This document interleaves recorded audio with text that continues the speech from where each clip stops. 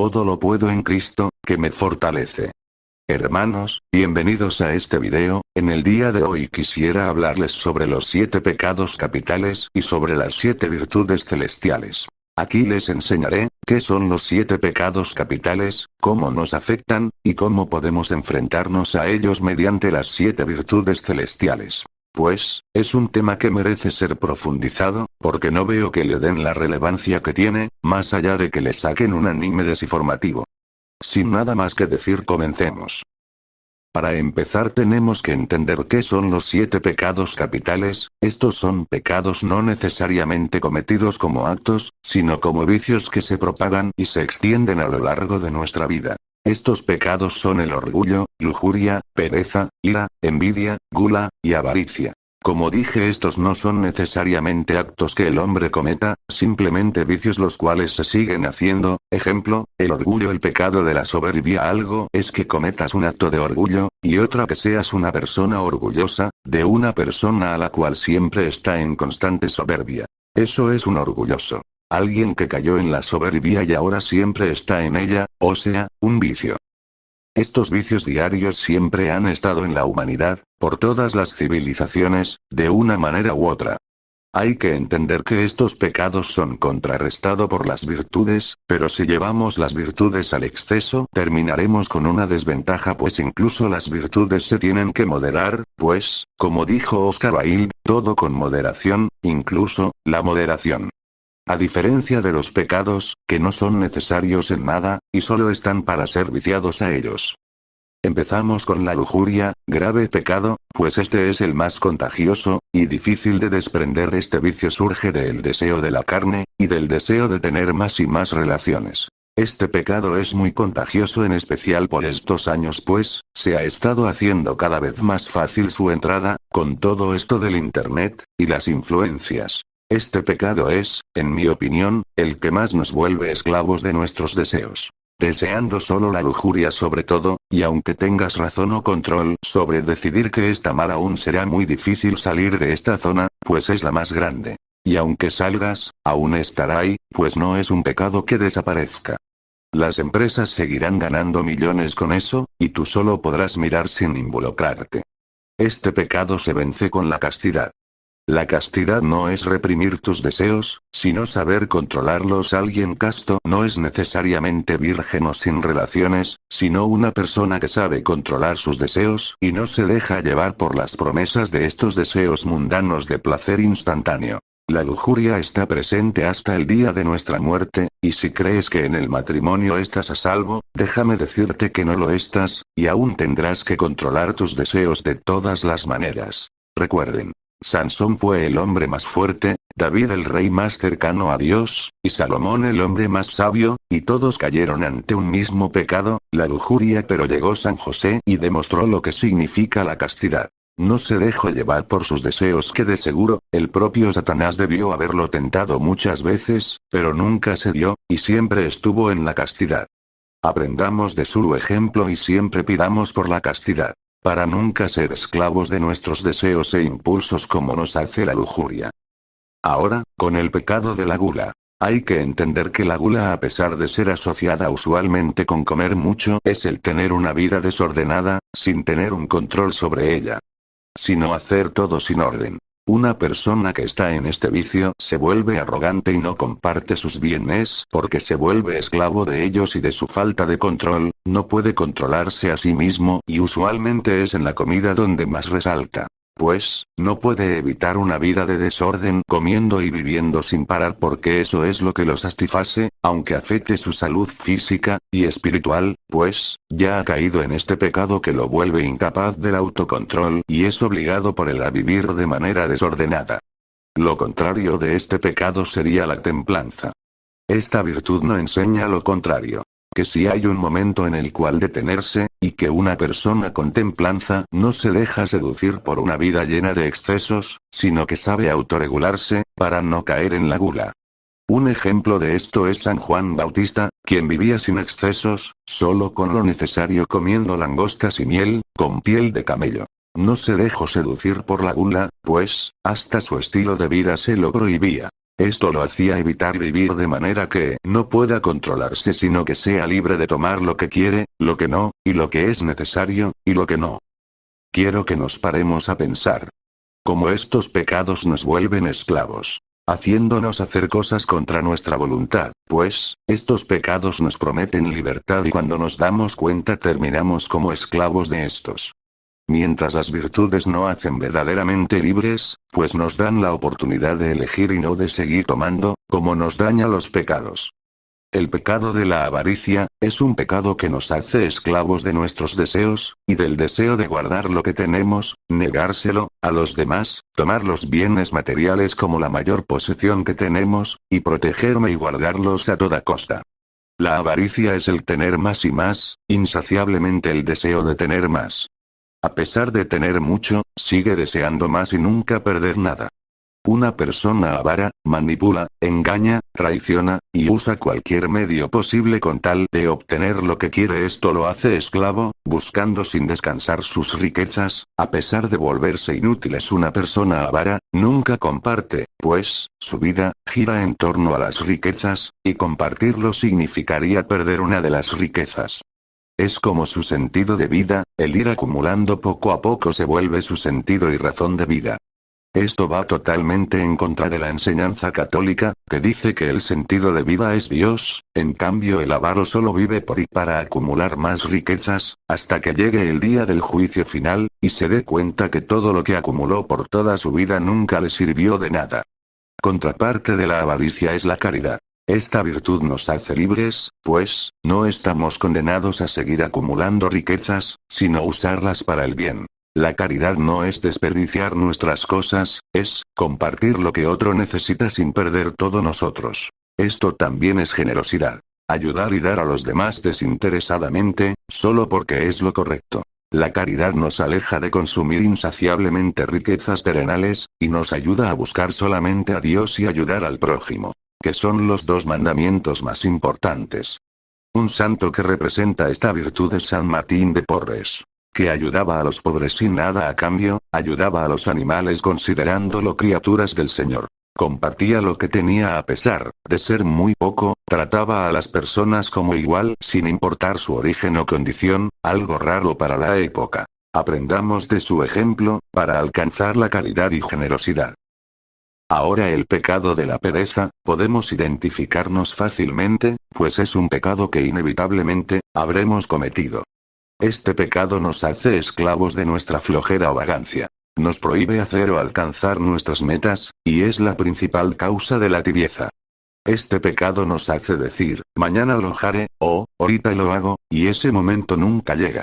La pereza nos prohíbe llegar a nuestro límite, y eso es malo, pues, Dios nos dio uno para que lo alcanzaremos. Este pecado es junto a la lujuria, uno de los más usuales, pues este vicio es fácil de que entre por esta modernidad por la que pasamos, en la que todo se ha vuelto más fácil, y se sigue intentando que más cosas lo sean. De la propia pereza salen las tentaciones, pues, las sensaciones salen de un alma mal cuidada. Un cuerpo, mente y espíritu mal cuidado por la pereza conduce a más pecado. La contraparte de la pereza es la diligencia. La diligencia es la virtud que nos ayuda a evitar estas ocasiones de pecado. La pereza llega en un momento de flojera, pero con la diligencia ese momento o no pasa, o no perdura, pues, la diligencia nos enseña nuestros límites y que aún viéndolos hay que llegar a ellos y alcanzarlos. Una persona diligente no se deja seducir por la promesa de descanso, sino por la promesa de Dios y por ende lucha por eso rezando, esculpiendo su mente y su cuerpo. La diligencia también lucha contra la tibieza, pues esta sale de la pereza de rezar, y la diligencia nos recuerda rezar, y no descuidar nuestro cuerpo, mente, ni espíritu. Para mí la diligencia también pide un cuerpo cuidado pues es templo de Dios, y descuidarlo significaría descuidar algo de Dios, que importa, como importa la mente y el espíritu. No tengo un solo santo que lo represente sino dos. San José, otra vez, y San Benito de Nurcia. San José, trabajo por encomienda de Dios, nunca le falló y demostró lo que significa ser un verdadero hombre trabajador, trabajando hasta el día de su muerte y luego de ella trabaja protegiendo a la Iglesia como protegió a María y Jesús. Y San Benito de Nurcia, amaba lo que es un trabajo honrado, tenía un equilibrio en trabajar y rezar junto al descanso, que es lo que pide la diligencia. El pecado de la ira también es de los más comunes, pues, este pecado es el acto de odio y enojo constante sin razón justificable, es decir, estar enojado todo el tiempo sin razón. Este pecado nos vuelve esclavos de nuestro enojo, sin poder controlarnos. Todas nuestras acciones van dirigidas por nuestra ira, lo que nos vuelve violentos y odiosos, esto nos hace entrar sin pensar, y actuar solo por lo que la ira nos diga. Nos atrae al deseo de venganza, y por ende del mal la contraparte es la paciencia. La paciencia nos da la fuerza y sabiduría de no actuar. Una persona paciente sabe cuándo y cómo actuar. La ira nos enseña a actuar sin pensar dejándonos llevar por nuestro enojo, parece una salida fácil a una ocasión, un acto, o una cosa a que alguien dijo, pero solo trae discordia. Una persona paciente sabe cuándo quedarse callado y cuándo enojarse, pero incluso enojado sabe controlarse y no dejarse llevar, como dijo Santo Tomás de Aquino, el que se no enoja cuando hay causa justa para enojarse, es inmoral, porque el enojo busca un bien de la justicia, y si pueden vivir en medio de la justicia, sin enojo, eres inmoral además de injusto. Un ejemplo de la paciencia en santo sería Santa Mónica, madre de San Agustín de Hipona, que soportó durante años dificultades, sufrimientos, escuchando las herejías y blasfemias de su hijo y aún así, nunca se quejó pues sabía que Dios transformaría, no lo buscaba transformarlo ella misma mediante los gritos o el enojo sino mediante la esperanza de que Dios haría el cambio. Otro sería Job, que nunca cambió ni dejó de creer en Dios, a pesar de lo que le pasaba, seguía confiando en Dios, tuvo momentos difíciles, y no los afrontó con odio ni enojo sino buscando el momento. Mientras confiaba en Dios. Ahora el pecado de la envidia. El pecado de la envidia nos hace esclavos de nuestra propia envidia, como dice el nombre, nos hace siempre desear pero no desear más como la gula o permanecer con lo que tienes como la avaricia, sino desean lo que el otro tiene y que el otro no lo tenga. Un ejemplo sería, un hombre que tenga un coche, y el otro quiera el coche, no solo quiere el coche, quiere el tener el coche, y que el otro hombre no lo tenga. Es desear algo para sí mismo, pero no para el otro.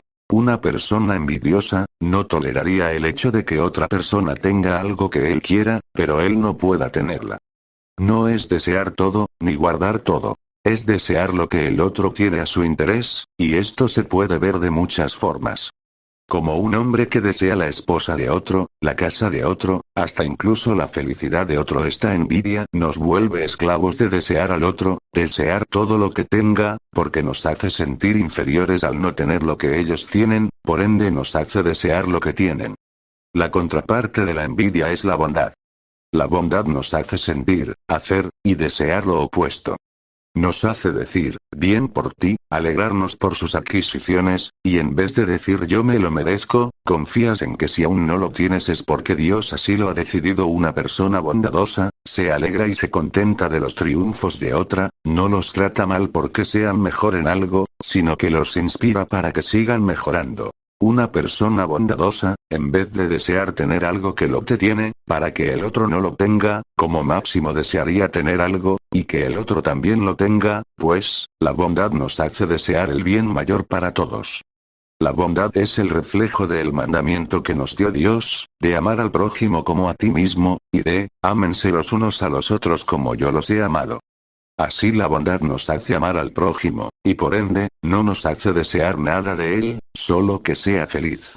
Un ejemplo de bondad está en San Damián de Molokai. Este santo fue sacerdote misionero en Hawái, ayudando gran parte de su vida a personas con lepra. Representa la bondad, pues, en vez de desear lo que otros tenían, deseo que ellos tuvieran lo que él tenía, y deseo que ellos tuvieran lo que no tenían.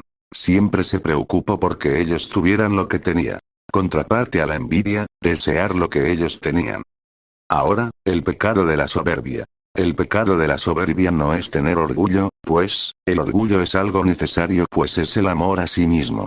Lo malo vuelve cuando ese orgullo se transforma cada vez más y más grande, haciéndote ególatra, creyéndote el mejor de todos. Nos hace esclavos de nuestro ego. Nos hace no poder aceptar críticas u opiniones distintas, pues, al creerse seres perfectos, nos hace pensar que cualquier otro punto de vista u opinión es errónea. Este ego desmedido nos hace incapaces de razonar, pues todas las cosas serán a partir y por nosotros. Este mismo pecado fue el causante de todo después, este pecado fue el que llevó a Adán y Eva a comer del fruto prohibido, al intentar ser mejores que Dios. Incluso antes de Adán y Eva, este pecado fue el que causó la rebelión de los ángeles, haciendo que Lucifer se rebelara contra Dios, al intentar, o creerse mejor que él. Esto lo volvió esclavo de su ego, llevándolo a hacer un acto tan grande, solo por su ego. Muestra que nos hace esclavos no solo del ego, sino de odio hacia cualquier otro que lo intente romper o curar.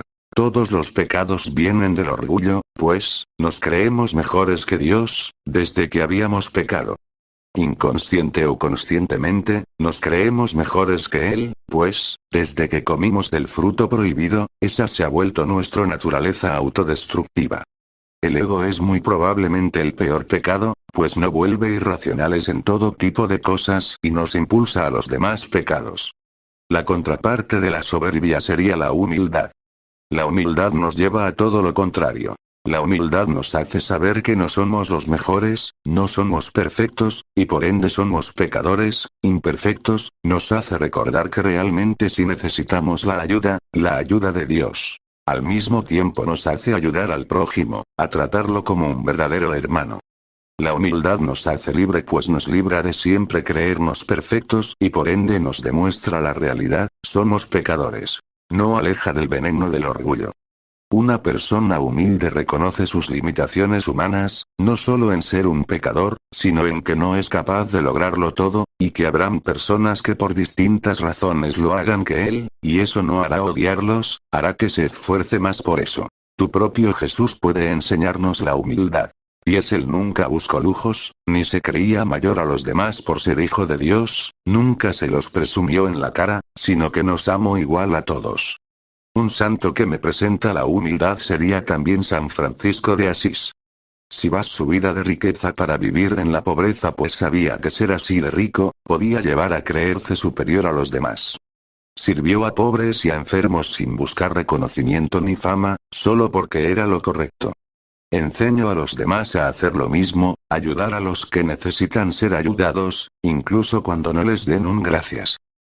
Bueno, esto ha sido el video de hoy, gracias por ver, y espero que les haya gustado, y que les haya servido para comprender y evitar los 7 pecados capitales. Dios los bendiga y la Virgen los proteja. Salve María. Ahora rezaremos un Padre Nuestro, un Ave María, y un Gloria. Padre nuestro, que estás en el cielo, santificado sea tu nombre. Venga a nosotros tu reino. Hágase tu voluntad en la tierra como en el cielo. Danos hoy nuestro pan de cada día. Perdona nuestras ofensas, como también nosotros perdonamos a los que nos ofenden. No nos dejes caer en la tentación, y líbranos del mal. Amén. Dios te salve, María, llena eres de gracia, el Señor es contigo. Bendita tú eres entre todas las mujeres, y bendito es el fruto de tu vientre, Jesús. Santa María, Madre de Dios, ruega por nosotros, pecadores, ahora y en la hora de nuestra muerte. Amén. Gloria al Padre, y al Hijo, y al Espíritu Santo, como era en un principio, ahora y siempre, por los siglos de los siglos. Amén.